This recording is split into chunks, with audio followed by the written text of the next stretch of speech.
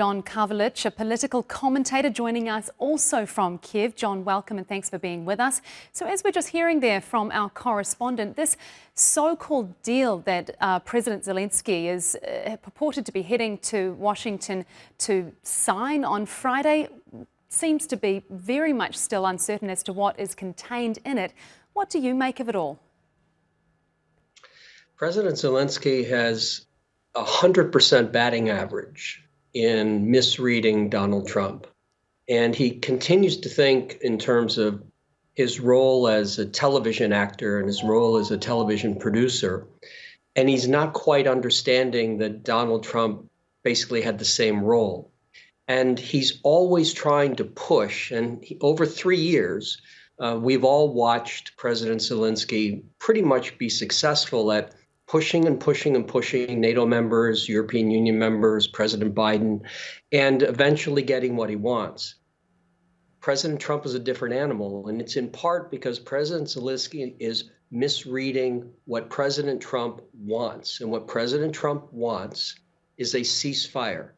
He isn't interested in a just and lasting peace. He's interested in stopping the fighting, and at that point, he'll be able to say, Donald Trump stopped the killing. So this mineral agreement, where it has two components, it talks about security agreements, but it has one sentence of a two-sentence paragraph where it's talking about how the United States basically recognizes Ukraine's interest in seeking security guarantees, but it doesn't say from the United States.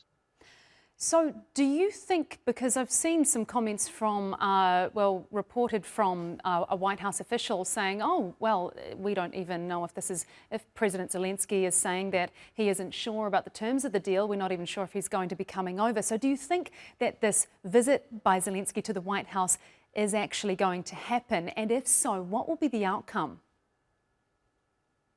I'm not sure it will happen. I saw some of the reporting, and it's interesting if you tee up how President Trump responded to the question about President Zelenskyy visiting. And what did he say?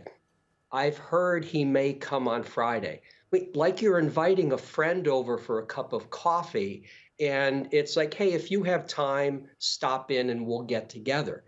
This is not a head of state meeting. It isn't how you talk about it, how you frame it. But what President Trump was doing was basically saying, I'm the one who he's coming to see, and I'm going to give him what I want to give him. President Zelenskyy is not going to get security guarantees from the United States. He never was. And the security agreements that have been signed, I think there are a dozen or almost 20 of them or so during the last couple of years, they all have ways out. They don't require anyone to do anything. And, I go to this with the famous Article 5 of the NATO Charter, where most people think Article 5 means that if one member is attacked, then the others have to come and defend them. It doesn't. What it says is if someone is attacked, then the other member is required to determine how it thinks it should help, if it wants to help. And in this particular case, President Zelenskyy isn't really getting anything.